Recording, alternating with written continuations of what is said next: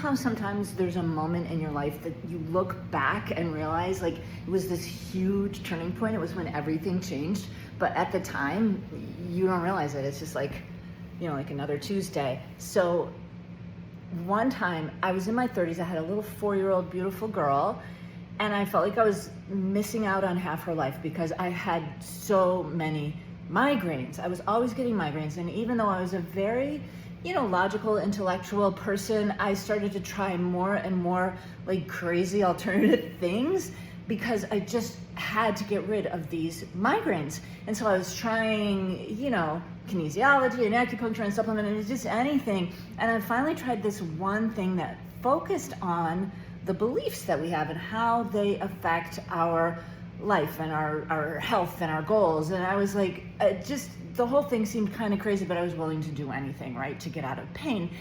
And the major belief that we found underneath these migraines was, I have to suffer to be close to God. And I was so willing to suffer to be close to God if that's what it took. But you know what? It doesn't take that. Why couldn't I have joy and love in my relationship with the divine, So I changed that belief, and like hundreds of others, that's just the one that I remember the most. And my migraines reduced by like 90%, and this time it stuck. It wasn't like the other things that it would get better a little bit and then they would come back again.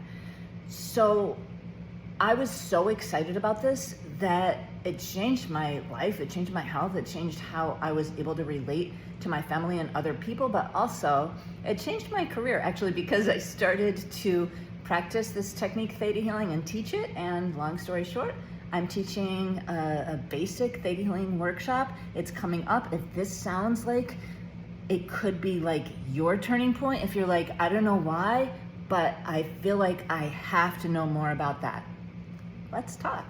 This could be your turning point. Sign up and we'll do like a little 15-minute chat, okay?